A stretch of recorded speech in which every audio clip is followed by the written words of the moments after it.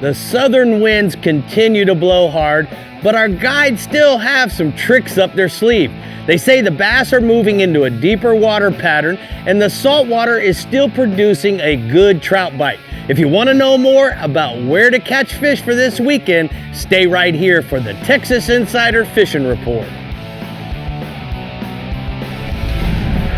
Welcome to the Texas Insider Fishing Report. Presented by Yamaha. Welcome to another exciting week on the Texas Insider Fishing Report. We're your hosts, Brie Gabrielle and Captain Rick Murphy, ready to bring you into this next weekend of catching. Rick, I can't believe we're already halfway through May. Summer's just around the corner, as if the fishing hasn't already been on fire. It's about to get more fiery. It has been on fire.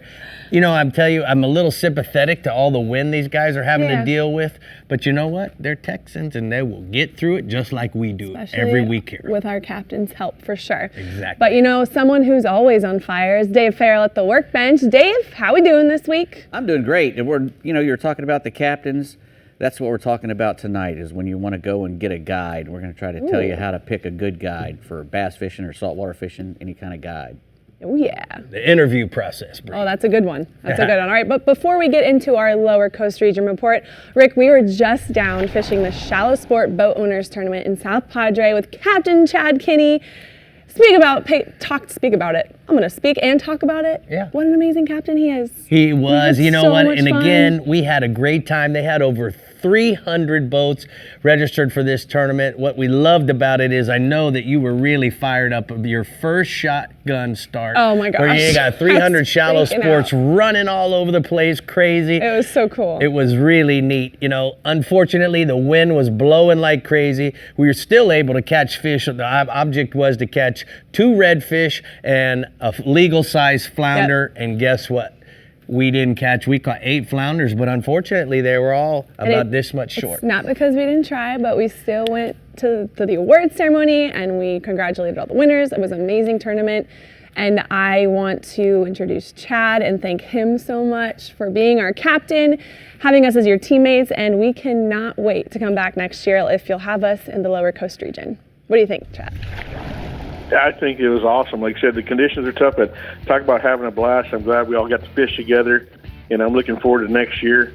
We'll have a great time. We're going to get to the fishing report here, but that tournament is just, if you haven't been there, it's a phenomenal deal. It's just great. So inshore, in the lower coast, out of South Padre Island, the redfish, look for South Bay and up to 3 islands for those redfish. The trout bite is definitely really picking up along these breaks and 3 to 5 foot of water around those grass beds and potholes. Especially when the wind starts subsiding, which it will eventually. So moving to redfish, they've been on the move here with these higher winds of late, but definitely try South Bay. It's definitely more protected back in there, South Padre Island, and 3 islands in that 2 foot of water range or so. Try some saltwater, some paddle tails, plum color has been working really well in that area. Use some topwater mirror lure top dog juniors with that. But with these higher winds, wade fishing is definitely the way to go, in my opinion. If you're drift fishing, put a drift sock out. But once these winds, Rick and I were talking about it when we were fishing out there, once they get above 15, 18 miles an hour, it creates a wind row. You saw these little white lines and flows and bubbles. And the higher the winds, the closer and tighter they become. So what you got to do is to cast your lure to make the best of it. Cast the lure right in the middle of that wind row and retrieve at good pace. If you start casting across wind rows, which sometimes you can't help it with the wind, you're going to pick up a lot more grass real quickly, which is not going to let your lure to work properly, which you're not going to get as many bites, and that keeps on going down the road. But just try to hit the middle of those wind rows. Move to trout fishing. It's really picked up on the lower coast. You'll find some good numbers in that 3 to 5 foot of water along those breaks by the grass beds, sand pockets, live croaker. Right now, the bite's really working well on those. We're using like a 5/0 Eagle Claw tail hook. We're using a 30, 40-pound diamond fluorocarbon leader. You got to twitch those baits once in a while. Keep them up on the grass, and then it gets excited to get moving. Wait for that thump. Once you get a bite, drop that rod towards it. Free line it a little bit if there's a little bit of a finicky bite. And the morning bite's definitely been better before the wind picks up. And look for the trout bite to really keep on picking up and increasing once we get some greener water and some of that deeper water also. If you're using that soft plastics, the saltwater sass and sea shad, and that magic grass is my really favorite color. Also that chicken on the chain or that woodpecker color works really, really good. We got a trout picture here, which is really cool. We were fishing the Shallow Sport tournament. I don't take pictures myself, but Brie was waiting next to me. We grinded it out. She's a true champ. We went through nasty mud and got a picture of a good solid trout that we released. Yeah, that was a great fish. That was a good one. So too bad it wasn't in the tournament, but it was a good one. It's still swimming out there. So moving to offshore, state water snapper is really good. With a few other species, they're starting to show up. The watercolor is starting to get better near shore. Look for some kingfish to show up. I think there's a couple degrees off of water temp, and they're going to really start going, but we've had some Jack Crevalle popping in there. So state water snapper season is really good. It's 4 per person right now in state water. June 1st, federal water opens, which is right around the corner. That's 2 per person in federal. So what I want to talk about briefly on this is that, guys, if you go up there and you catch 2 in federal waters and you come back to state, you can get 2 more. Don't catch 2 in state and go up to federal, vice versa, and have the 4 on the boat. Anything be good, and you get a ticket, and it'll ruin your day. So go from there. But the double drop rigs are really working really good right now. FISHBITES, we've been using them. I just went up 2 days ago and we hammered them on FISHBITES with a Trocar jig, Eagle Claw, on a 3-ounce, working those since the current's up a little bit. And then also on regular bait, you can tip some squid on there, sardines, or cigar minnows, get the bite going. Once you're done in state waters, you want to troll for a little bit, use some smaller island lures or mule lures to target some other fish. You've got some Jack Crevalle, like I said, not huge numbers, but there's some on the troll. Put 2 to 3 lines out, troll 6 to 7 knots. Good combo on this one. It's like a 10-16 wide international or a 20 to 25 wide fathom. Will work plenty good. Spool them up with a 30 to 40 pound Mamoy.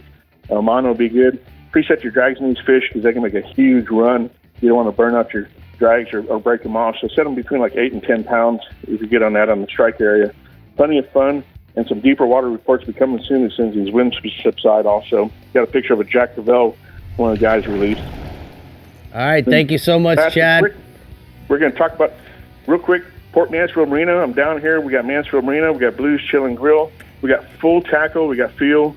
All the bait and tackle we talk about in here is at the store. So if you guys do come down to port, look me up, give me a holler, and we got you taken care of. All right, man. Thank you so much. Make sure you stop in and see Chad. He's the man there in Port Mansfield, and he'll certainly, he's got ice and great food and everything. So make sure you guys check it out. Let's go ahead and take a look at the Shallow Sport Lower Coast hotspot. He says inshore, the redfish in South Padre Island has been good in the South Bay and around 3 islands. Trout fishing has picked up along the long bar out of South Padre, and the weed line breaks around Port Mansfield in 3 to 5 feet of water. And then offshore, state water snapper bite remains good with some Jack Crevalle showing up offshore. They also have t-shirts at Mansfield Marina. All right, let's head just up the road to the GARMIN Middle Coast region and see what kind of conditions Captain Bink Grimes is giving us for the weekend. Let's hear it, Bink. It's blowing every day. We don't care. We're still going to go. I don't even look at the forecast anymore. We're just going to go. In May, it's beginning to feel a lot like June around here. Temperatures feel like temperatures are reaching 100 degrees. We like that. When it gets hot, our fishing gets a whole lot better. Wading's been the best bet to beat the wind lately. Water temps reached about 82 degrees this week, and our best catches have come in West Matagorda Bay or on Greens Bayou, working the flats and the sand and grass undulations. Farther to the west, Guide Lynn Smith said the sand and grass flats around Pascavallo and Port Connor Jetty have been holding good trout on she-dogs, Berkeley Jaywalkers, Bass Assassins, Mirror Lure, Little Johns. As the tide rolls in, those slicks start popping from the pass, and small birds are picking up on gobs and minnows, and those trout are right behind them. Freeport anglers have found trout on the edges of the ICW on live shrimp. The rock groins in the harbor and around the jetty have been good, according to guide Mike Siegel, while the reefs in Bass Trout Bay have been good on live shrimp. The reefs in East Matagorda Bay, especially the East End, have been holding good trout. Live shrimp's been the best choice. This week, I fished the reefs a whole lot this week in off-color water. I had trout to 8 pounds this week, released a lot of 5-pounders, and it's really does us well. We're really excited about our fish coming back from the freeze. And then Rockport guide Rhett Price, he's reported that shorelines are holding trout on Texas Custom Corkies and Red Shed Bass Assassins. Those better fish have been around Trader Island and Allen's Bite. Redfish action in Matagorda, Cutoff Flats, the Hell Hole, Big Bayou and Zipper and Bayou have been good. Watch the grass lines for ripples and the hopping shrimp. Those reds will cruise that grass and root out the shrimp, and you chuck up against the grass and root them out. Those same spots are holding black drum as well. Twin Island, Shell Island, rig a live shrimp about a foot leader underneath the mid-coast popping cork, and throw it up against that grass line same way. Bull redfish are good in about 35 foot of water in Port O'Connor jetty. Many of those boaters are using the anchor system. They're using their trolling motors to hold on the spot, and then we're using those POWERPOLE chargers. Man, they're really keeping our batteries on our trolling motors charged up throughout the day. Back lakes in Port O have been good with the high tides, according to Lynn Smith. The majority of the red's been hanging over mud and grass bottoms, and best on small top waters. Live baiters have been tossing live shrimp. Then again, the Freeport jetty holding a lot of bull redfish on mullet and crab. Nearby bayous and bass drop and chocolate bays have been good.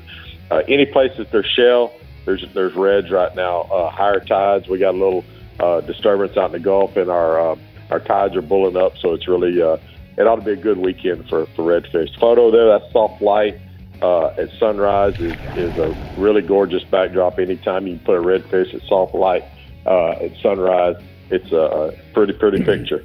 Yeah, it is. Offshore, it's a hit or miss thing still. Guide Michael Quebeca, he's been working cobias around wrecks and structure in 75 to 150 foot of water. Wahoo and Dorado are showing up. Amberjacks are showing up as well. Our red snappers in state waters are there. It's just been you just got to pick a day, and there hadn't been a whole lot of days, but they're still getting them inside of 9 nautical miles. Our federal waters start up June the 1st. That's another really solid report from the GARMIN Middle Coast region. Like I said, we're really excited about how our trout are coming back, and we ask that, man, you just continue to practice good conservation and keep only what you intend to eat, and man, just really think about releasing what you can. All right, good advice there, Bink. Thank you so much. We're going to go ahead and take a look at the mirror lure hotspots from the Middle Coast region. He says the trout are good while waiting with bass assassins in the back lakes of Port O'Connor, and the redfish are good at the jetty on shrimp and menhaden, Brie. All right, the Upper Fresh region is next up on the list. But first, Dave has some rigs and techniques at the workbench, and it's Match.com with captains. Yep, we're going to be trying to get you out there and get you with a good guide. And when you go, make sure you wear your life jacket. There we go. Attaboy. We'll be back.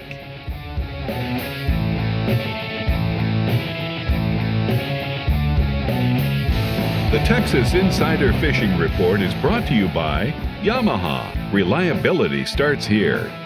Fenwick. Feel everything. Bahio Sunglasses. Blue light blocking. Radically clear lenses. Garmin. Plot your paradise.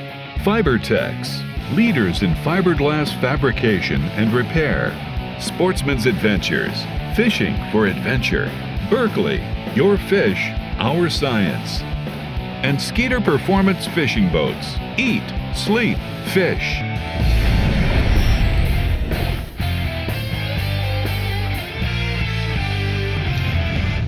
Well, Dave, we're here at the workbench. Time to talk a little bit about rigs and techniques. You kind of let the cat out of the bag about interviewing a guide and what we got to bring. Yeah. You know, you when you're choosing the right guide, you want to try to pick somebody who you're going to get along with to make it the most out of your trip. You know, it's kind of like an interview process. You know, anytime you pick somebody that you haven't fished with before, you know, you run the risk of not getting along or you know, personalities, you know, clash.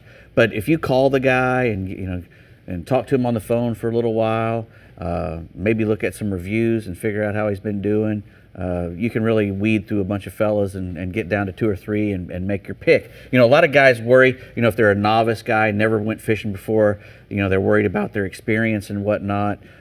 Explain that all to your guide when you call them. Say, look, you know, I'm not that great at casting, or I can't use a bait caster. You know, just be real honest, because the more honest you are, the more fun you're going to have during the trip. You know, he can set up all the gear to make it as easy for you as possible. Same goes if you're an experienced guy and you're getting on the boat, you know, and you're maybe you've moved to a new area and you want to learn a lake. There's nothing better than to get a guide for at least one day. 8 hours with a guide, a good guide, a guy that, like Matt says, who's more of a teacher than just a guide. You can shave weeks off your learning curve for a piece of water, a lake or a bay or, you know, any region, let's say. Like I learned this week with fishing with Chad this past weekend, I learned about how they bump a croaker. They throw a croaker in the hole and they bump it. Well, why do you do that, Chad? Well, every time you pull him up like that, it makes him croak. It makes him move and croak. Makes noise, and those trout would find him. Right.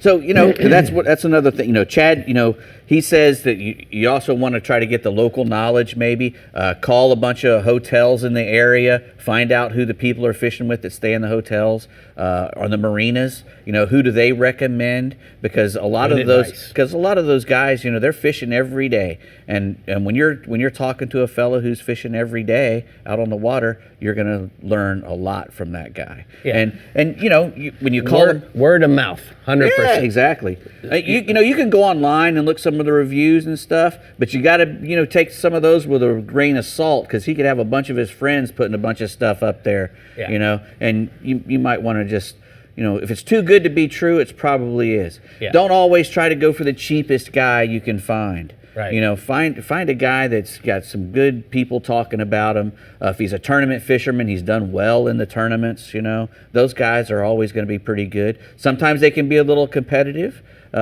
So make sure, you know, when you talk to him that you say, hey, I'm just out here to have fun or whatever. Ask him what you should bring, polarized sunglasses, rods, reels, lunch. Right. All that's really important. Yeah, make sure you get all that stuff, what you're going to be doing. If, you know, call him the day before and say, hey, what's the weather going to be like? Should I dress, you know, should I bring some rain gear? Do you have that? Sunscreen, you know, does he provide that? Correct. And usually they don't like you to bring the spray sunscreen. Correct. Use the wipe-on stuff. The lotion. You can spray it on before you get on the boat, but once you get on the boat, that stuff goes everywhere, and it can make non-skid into skid, and it can stain stuff. And if you're fishing offshore, it'll actually stain and burn little tiny holes. Now, if you're going to go on your isinglass. Right. And if you're going on an offshore trip, if you're wanting to pick an offshore guide, go into the head.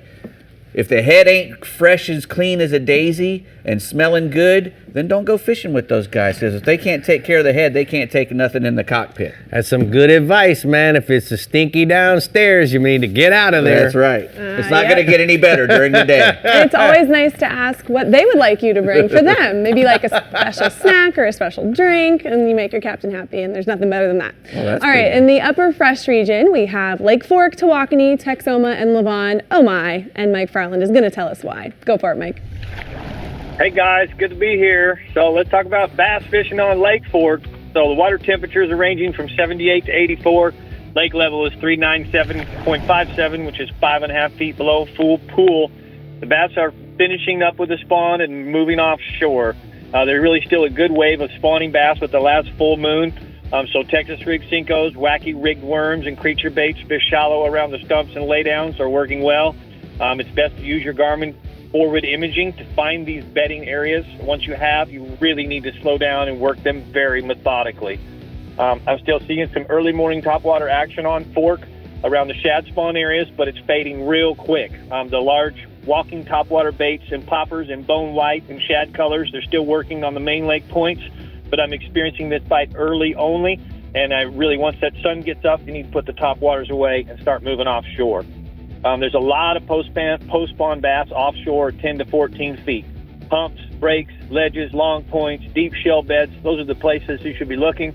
Your best baits are jigs and peanut butter and jelly, big shaky head worms in any brim colors, and Carolina rig flukes and creature baits in watermelon candy or watermelon red. There's also a really, really great deep crankbait bite on the main lake points in the trees and submerged timber if you dare. Shad colors are best. Chartreuse blueback is my favorite. Texoma, the bass in the north end of Texoma, the water temperature is ranging 68 to 72, water stained with low visibility. The bass are biting shaky heads and jigs, and the bite is good. In the south end, the main lake temps are in the mid-60s, and the bass are being found in the rocky points, ledges, and are biting swim baits, crankbaits, and jigs in green pumpkin color combinations. How about bass on Tawakoni? The bass are shallow. Frogs, buzz baits, poppers early. Once the sun gets up, fish the docks, rocks, and brush piles with soft plastic worms, creature baits, and jigs the rest of the day. One more bass fishing lake for you, Lake Athens with guide Jay Bonner. Water temperature is 78 to 84 in the evenings. It's warmed up pretty good. Fish the outside grass lines, brim beds. We're seeing a lot of brim beds throughout the lake, as well as a lot of bass fry. The bass are definitely post-spawn. Sea rigs, Texas rig worms, and half-ounce jigs are working best in 15 to 20 feet. Let's move on to crappie.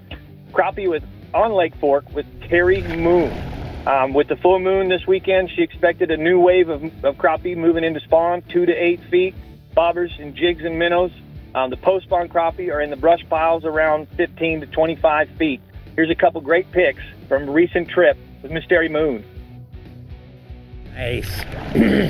Those are really Lake looking Levon, good there, Crappie's bub. on Lake Levon, 1 foot to 18 foot with 14 feet, probably being their dominant depth. Minnows or jigs, 1/16 ounce, 1/8 ounce colors really do not matter. Your brush pile, standing timber, and submerged laydowns are choice locations. I want to take you striper fishing. Striper white bass and hybrids. Lake Tawakoni with Matt Cartwright. The hybrids and white bass are schooling at daybreak every day. 1 ounce green spoons, white slab spoons that the fish are holding at about 20 to 30 feet during the midday. That's your best bet. Easy limits on sand bass. The hybrids and stripers are good, but most of the days there's a lot of juveniles. Lake Levon, Terry Thorne. White bass running the banks. Early morning, 1 to 4 foot. The shad are spawning. Small rooster tails, 1/8 to 3/4 ounce swim baits. They're also working well. Then move out to 10 to 15 feet on the main lake points. 1 ounce slab spoons really make a lot of noise, and you can keep those hybrids and those white bass near your boat. A thumper will actually keep them under the boat to ensure more success. Let's do one more for you. Texoma. In the north end of Texoma, the stripers and white bass are really good on swim baits, jerk baits, and crank baits. Wind-blown pockets are your key location. This pattern's also happening in the south end. So if you got time, I can give you a few catfish spots. Tawakoni, wind-blown points, 2 to 10 feet. Levon, catfish, 2 to 14 feet. Early mornings of the shad spawn with cut bait and some stink bait. And then Lake Fork, catfish is really, really good. Jackie Wiggins Guide Service says 6 to 20 feet along creek channels. Pre-bait yourself a hole and expect to catch a bunch of eater-sized channel catfish. Man, Mike, that was probably your best report so far. Keep up the good work. We really appreciate how hard you're working at it for us. We're going to go ahead and take a look at the Upper Fresh region hotspots. He says that, guys, Lake Fork, the bass are post-spawn and grouped up on the offshore structure and submerged trees. Crankbaits, jigs, and shaky head worms are yielding excellent numbers of 2 to 5 pounders daily, and it's consistent. The larger bass are being caught early on both walking and popping style top waters. It just doesn't get much better than it is right now, Brie. Oh, well, that's good, because following those hot spots, the 28th annual Skeeter Owners Tournament at Lake Fork is coming up on June 9th through the 12th. Thousands of Skeeter owners travel to celebrate the world's first bass and fish for their chance to win up to $200,000 in cash and prizes. Go to skeeterboats.com to register and for more information. All right, up next, the Lower Fresh and FishBites Upper Coast regions are coming up, and we're talking to the Coast Guard about Boating Safety Week, so stay tuned. And remember, to keep up with everything fishing in Texas, make sure to head on over to our website, like us on Facebook, follow us on Twitter and Instagram, and to see new fishing adventures along with reports, subscribe to our channel. Captain Rick Murphy, see you soon. Yeah, see you soon. The Texas Insider Fishing Report is brought to you by Bass Assassin and Saltwater Assassin, the best lures, period. Island Lures, Tournament Tackle. Rodan, set it, forget it, catch more fish. Sirius XM Marine, weather, fish mapping, entertainment. Shallow Sport, Berkeley, your fish, our science. Murphy's Law Sport Fishing. Book your trip today at murphyslawsportfishing.com. And Penn, let the battle begin. Joining me now is Jeff Barnes from the U.S. Coast Guard Auxiliary. Jeff, you know, it's Boater Safety Week this week, so what do we need to know in regards to Texas? Well, you know, in this pandemic we've had over the last couple of years, there's been an explosion in ownership of boats. And so one of those things that we want to make sure of is that if you're going to be operating a vessel, that you have taken a boater safety course. Because in the state of Texas, if you're driving anything over 15 horsepower and you're born September 1st of '93 or later, you gotta have passed that boater safety course in order to operate a vessel legally. So that's the one thing. Make sure you take a boater safety course. Go to cgox.org. You can sign up for a course near you. All right. The other thing we look at is, we do for our boaters, is a vessel safety check. So it's free of charge. All you gotta do is go on that website, cgox.org, and go sign up for a boater safety exam. And that's either through the auxiliary or the power squadron. And the main things that we look for, there's a list of things that we do. And of course, this is all free, and we do it for free. And the reason I say that is because if you get caught on the water by a law enforcement unit and you don't have something in compliance, it may cost you some money. So some of the things that we majorly look at is nav lights. Nav lights, make sure before you get underway, you've checked your nav lights. And something like this boat here, the Skeeter, has a detachable anchor light. So make sure that you've taken that anchor light and you're checking it every once in a while. Make sure it's working, because sometimes it gets knocked around. It gets to, it could get damaged in the middle of, getting underway sometimes. So sometimes you can even forget it. Other thing we look at is life jackets. So make sure you have enough life jackets for everyone on board. Also, if you like to wear those Type 5 inflatables, because during the summer it gets hot. So make sure, in order for that to count, you got to make sure you're actually wearing it. You can't have it in the hatch, ready to go. You have to be wearing it for it to count. Now the Skeeter is under 25 feet or 26 feet, so it's mandatory that you're wearing the kill switch as well. Right. So kill switch is another thing we look at. Here's our Type 4. That's a requirement to have. Have to have a throwable. That's cushion. a throwable. Right. Now the cutoff switch. That's new. That's over the last year and a half that's come out. So the cutoff switches are something that's required to have for anything vessel that's under 26 feet. And you're underway. That's the big part. You're underway. If you're just kind of fishing, you can have it off. Me personally, I like using a system like this. I just put it on my own boat, and what it does, it's electronic and wireless. You don't get it wrapped around the steering wheel and things like that. Another thing I like to use, and that's required, is the flares. It's an electronic flare. You don't have to keep buying flares. Just make sure the batteries are working all the time, and you're good to go. That's just some of the things we look at for the vessel safety check, but make sure you go and take care of that, because we want to make sure you get home safe. All right, there's some good advice for you guys. Now, we also need a new region, so where are we going, Brie? Yes, we do. All right, in the lower fresh region, we never leave any body of water unturned. So let's hear what Matt Reed has to say on Fayette County, LBJ, Choke Canyon, Travis, and of course, Lake Falcon. Go for it, Matt. All right, let's roll. Got a bunch to talk about tonight. Falcon Lake, the bass are in their summer haunts, so you want to concentrate your efforts on the main lake rocks and man-made brush piles at that 8 to 15 foot range. Texas rig, football jigs, and crankbaits will get the job done. We're catching lots of numbers right now with plenty of big ones included. Greg Boyd sent me some stuff from Fayette County. The deep water bite is really going good. Look at the flats around the ledges close to the main lake points in 12 to 20 feet. Deep diving crankbaits are working very well, along with drop shots with watermelon shades or soft plastic on them. There's also some good fish in the discharge. LBJ, this is reports from Brian Cotter.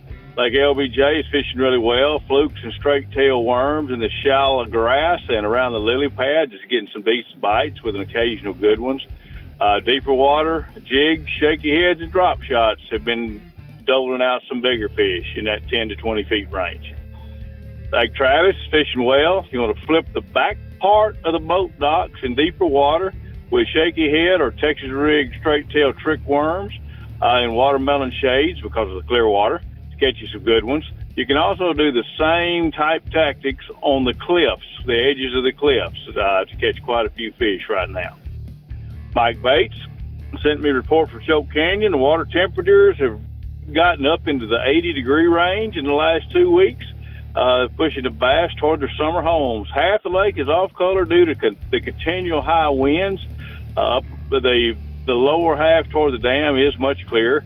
Still a few good bass in 2 to 3 foot of water on the inside of the grass line. Texas rig Cincos are best for those. A few blow-ups on top water real early. Offshore fish are in 15 to 25 feet. Definitely have moved deeper this week with the warmth. Crankbaits, Texas rigs, and Carolina rigs have been working great. Numbers are down a little bit, but the size has been really good. Kurt Dove sent me a report from Amistad.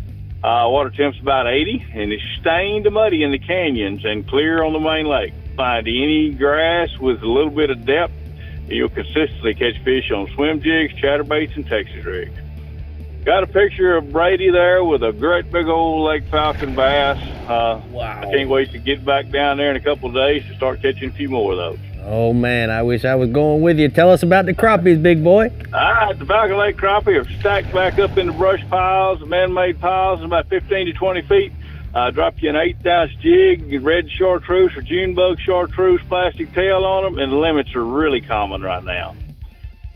Falcon catfish, Ram Reyes has sent me a report from down there. There's good catfish both shallow and deep right now, and he's catching a mixture of big ones and little ones in both places. Cut bait is working best. Shad, carp, tilapia are his favorites. Right now, night fishing has definitely been better for the trophy-sized cats. Got a picture there of one of his young lady customers with a big old blue cat that I love to see those young kids smile. Me too, bud. Hey, great report tonight. We appreciate your hard work every week, and we're going to go and take a look at the FiberTech hotspots from the Lower Fresh region. Matt says, guys, Fayette County, the deep water bass bite continues. Look at the flats around the ledges close to the main lake points and 12 to 20 feet of water. Deep diving crankbaits are working very well along the drop with drop shot watermelon shaded plastics in all styles, and then good fish in the discharge as well. The hotter the water, the better. The full moon should be great for night fishing. Don't forget that, guys. Fishing in the dark. All right, the FishBites Upper Coast region is ready for you with some inshore and offshore options. So let's get Captain Carl Weston on the line to see what those are. Hey, Carl. Hey, guys. Hey, the fish are biting both inshore and offshore, so need to get after it. It's starting over at Sabine Lake today. That water temp has risen up to about 80 degrees and is holding steady. Chasing trout over there this week on the incoming tide along the drop-offs in 10 to 20 foot of water. These trout have been hitting live shrimp on a popping cork this week. Sneaking on down a little bit closer to us in Bolivar, the water temp is right there at 80 also. Pitching soft plastics along the jetty is still producing really nice sized trout, guys. So if we move on a little closer down to Trinity Bay, covering the whole area as the wind comes down this week, try over by the spillway. Anglers are reporting some really good-sized trout in that area. And headed over to Galveston Bay, the water is stained a bit still from the rain and the wind, so throwing a light-colored topwater along the pylons has been a great choice to get these fish to bite. Now, this week's place to fish is in the Upper Coast is no surprise. Wade fishing over in West Galveston Bay while throwing live croaker along the reefs and shoreline, guys, has been the hot spot of the week. And this week we have a picture of young Mr. Landon Castor with a very nice trout. Great catch, buddy. Good job, big boy. All right, what else you got for us, Carl? Well, moving over on redfish, it's been the best fish of the week. Water temp in Trinity Bay has moved up to 81, and the reds are moving and hitting on gold spoons. Top waters early in the morning has been great. And headed back up to Sabine Lake, the fishermen are catching their limits of redfish. I'm being told drifting over the shell reefs with a popping cork, any kind of bait is getting the job done. Back over in Bolivar, the fishing or the reds, they're still catching oversized reds on hard plastics, like a Berkeley Magic Swimmer or a Chopo 90 in the light colors. You'll be able to spot these. They'll be able to spot these colors a little better in that murky water. Stay with light baits right now. Texas City bull reds are being caught along the jetties on live or dead shad. Moses Lake is holding some really nice redfish. I would definitely try FishBites Easy Shrimp in pink. It's bright, and they can't turn it down. The smell gets them every time. Try it on a Carolina rig. And sticking with these young caster boys, Dylan here, got a picture today of an awesome redfish. So congrats again. These boys are sending us some great picks. All right, keep them coming, guys. All right, let's go offshore, big boy. All right, we finally had some nice weather. I know we've been begging for it. And so we went a little deep, targeted some amberjack. We found some decent-sized amberjack in the 150 to 300-foot range, Rick. These guys are also known as reef donkeys, for a reason. And you'll find out when you hook one if you've never caught one before. But, the bigger the bait, the bigger the fish. Rule of thumb, targeting a lot of these deep water species is always the same. You bring that candy, these big hardtails, and I'm telling you, the R&R tackle makes the perfect sabiki rig for catching amberjack bait. The HT16, the color, that tournament-grade sabiki rig, has a 50-pound main line, strong hooks, because if you get 4 or 5 hardtails that weigh 2 pounds, you need something to bring them to the boat and break all the line. Now let's talk rigging. We rig with a 200-pound mono leader, 250 diamond but moist swivels, and I use a 10-aught razor-sharp trocar hook. I use a 20-ounce weight, and I never drop the rig to the bottom. These guys hang out in a suspended water column about halfway down and just get ready to reel when the rod bends. And this masked man today, I think you know, is Mr. Llewellyn. Just put a stud amberjack on the boat the other day. Yeah, man, those will hurt you. All right, bud, what else you got for us? Let's wrap it up with Vermilion snapper, okay? Because a lot of these small fish are in the same area. Amberjack love to eat these little snapper too, and it can be tricky not to lose your catch while bringing them into the boat. If this happens, no doubt, it's not a beeliner. You know, when it runs off the drag and breaks your line, you know a big fish got you. So I love catching them. I hate losing them to predator fish, but the fishing still remains the same. Year-round, they're here in the upper coast. Many anglers overlook this fish. They really thrive in the 150 to 300-foot range like we were talking about. Searching for these little guys, remember, they always stay suspended and will be located about that same water, you know, half midway in the water column. You know, once you get your eye trained to identify these fish on the GARMIN machine, you'll be able to tell the distinct difference of a school of red snapper and a school of vermilion.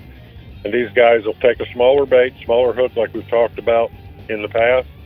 And so go get some.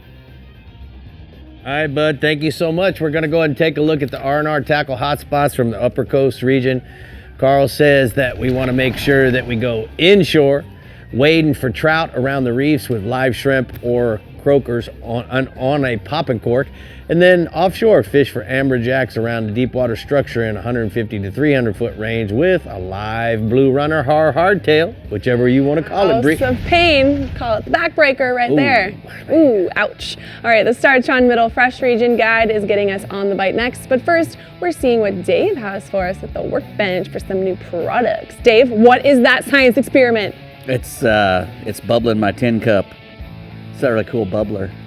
That's awesome. It's making a very nice smell over here, You're too. bubbling my tin cup. Yeah, it's going to taste a little bit like Shiner now. It's Oh, Shiner tin nice, cup. nice. I like my whiskey on the bubble. We'll be back.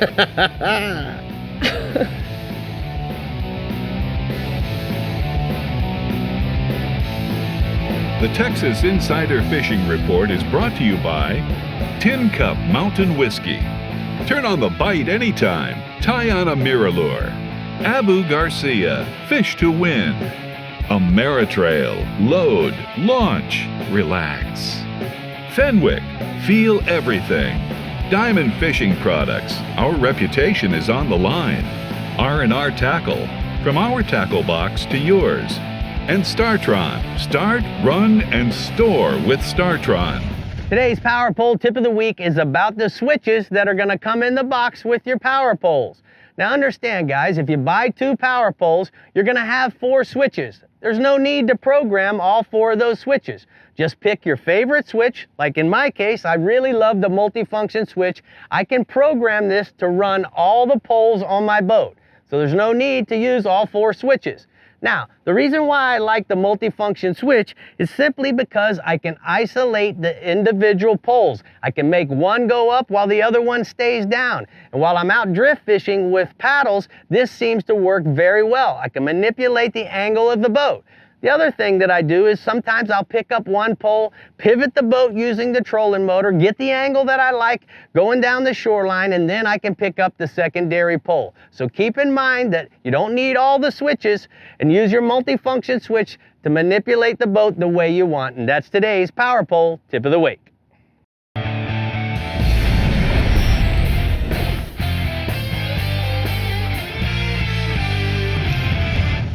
Well, we're here at the new products, the taco, trolling the edge, new products. Dave at the workbench. So, man, we got a lot of stuff. Let's get right into it. Yeah, we got to go quick.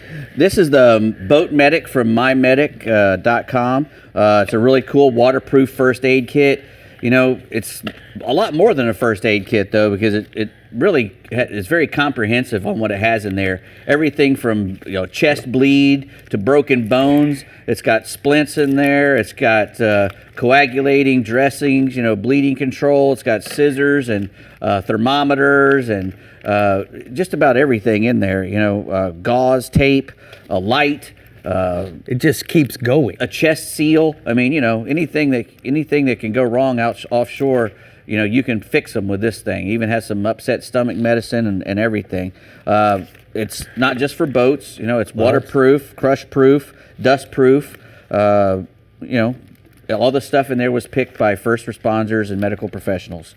So, and all the little kits in there, anytime you get something and use it, you can get it refilled. That's a tourniquet in there. Correct. So, you know, it's only 6 inches by 13 inches, 10 inches deep. And you can actually, they have a quiz online, or you can go to Kit Finder, and you can go in there and tell them what you'd like to do and what you're going to be doing, and they can recommend a nice kit for you. You know, Dave, where do we go to buy it? And there's also a discount. Right. If you go to mymedic.com and type in the code RM20, you get 20% off. RM20, 20% off. Brie, get you mymedic.com. 5. Yep, that's a really cool thing to have. All right, now, you know, we've had the RSB worm on in the past, but they've come out with some really new colors. Let's go ahead and show everybody roll in the video, how the RSB worm works, Dave, and then we'll get into these new colors. Well, that's the watermelon magic and the green pumpkin magic, new colors. And what's great about the RSB worm is that not only is it a worm, it can be used as a spinnerbait, a topwater bait. That little tail on the back of it just really makes a lot of bubbler action on the surface. If you want to cruise it through the lily pads, it's got a big, you know, body and a large profile. So, you know, big bass love to eat it. I've had some very good luck. You can rig it with lately a Texas rig. You can go Carolina subsurface, chatterbait, Carolina rig. I just like to put a drop shot. I just like to put a 4-aught in it and either let it sink like a Cinco, dead stick in it works, and it also works really good cruising it across the surface. BassAssassin.com. And they got a green pumpkin and this new watermelon magic, watermelon magic, this beautiful color. And the green I love pumpkin this magic. color. And they're all, you know, it's 7.5-inch worm. It's got the bang scent in it, just like it should. All right, BassAssassin.com. So what is this by AFCO? This is the Urban Angler backpack from AFCO. It's got a 1.5 liter hydration pack in there. It's got 2 pockets that you can hold really nice Plano boxes or any kind of boxes, 3600, 3640 series. It's got a nice area in the front here where you can put rigs and hooks inside. It's a stash pocket in the front. You can put a phone in there if you'd like. It's got a waterproof zipper. On the back, it's got this trampoline back. You notice, like on a high-end backpack. Right. So it keeps the whole backpack off your back. It's got a nice curve in it, and it keeps it off your back to keep you from sweating and sticking to you. It's just a high-end product. Well, the other thing is, so many times we put so much stuff in these things that all day long now you've got like a golf ball and if you pushing fill that, into your and if back. you fill it with 1.5 liters of fluid as well, you know, that's going to add some weight. Yeah. So, you know, that thing it's just really nice. All really good fasteners. It won't rust. You don't have to worry about putting it in salt water.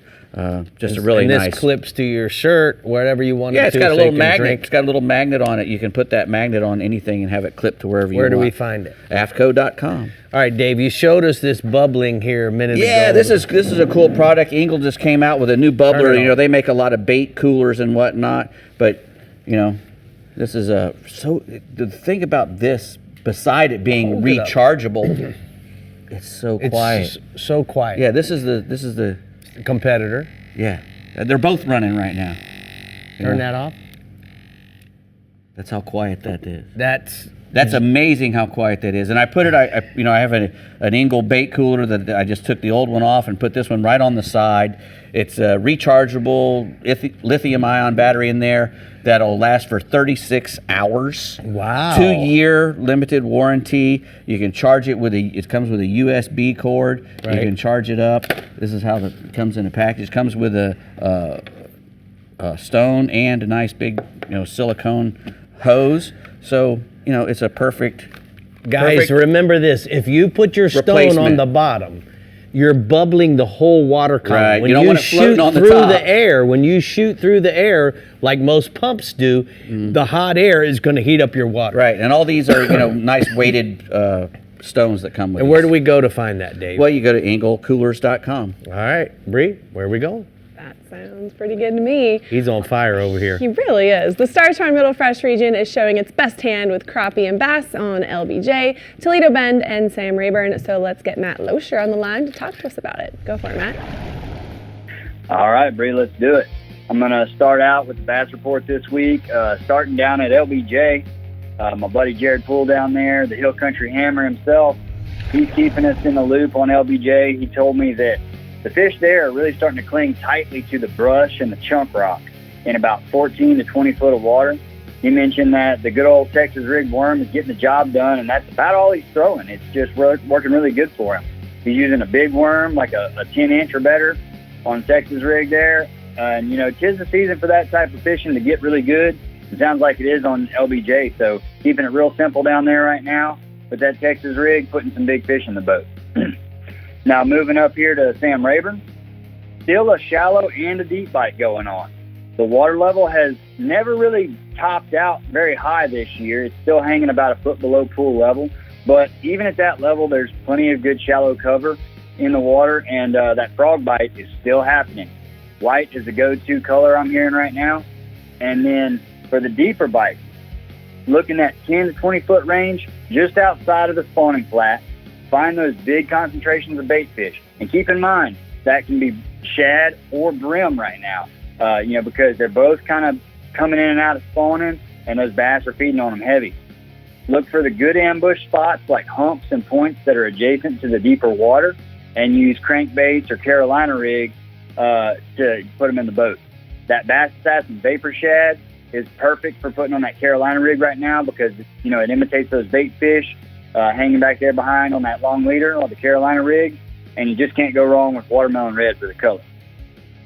Now moving over here to Toledo Bend, kind of a similar story to Rayburn, but we've had a big influx of water lately.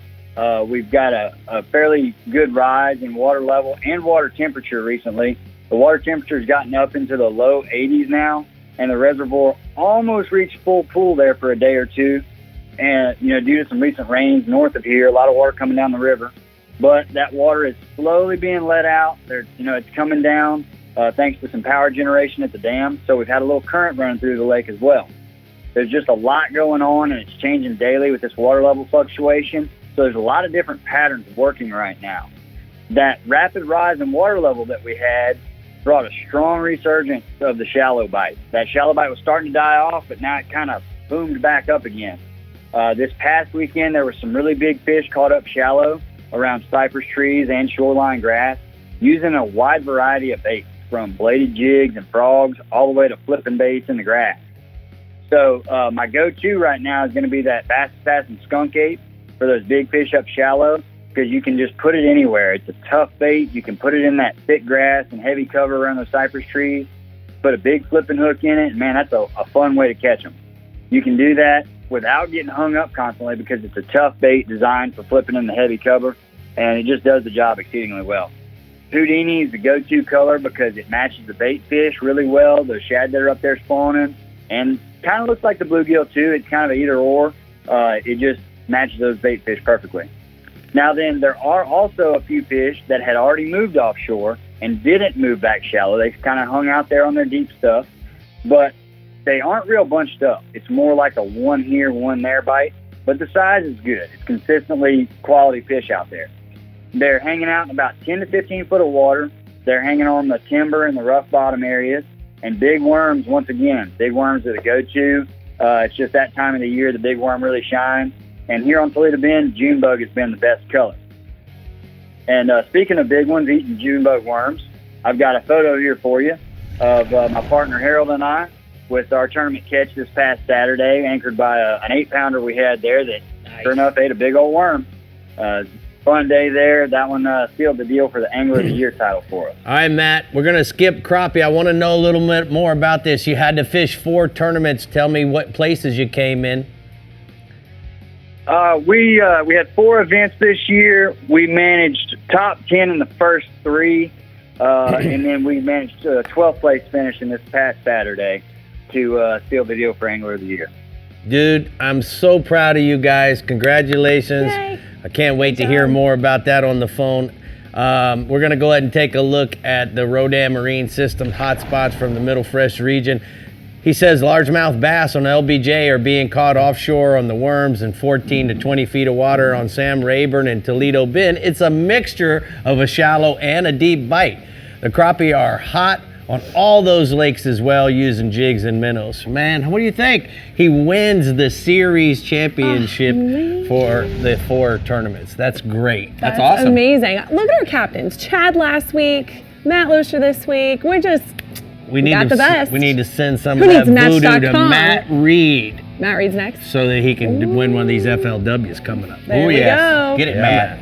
I smell win it. the Tin Cup whiskey just that wafting. smells Thanks so for being good. with us. Bubble Go catch smell. those I fish. might have We'll to see you keep one next of these week. at home just to keep my stuff bubbling.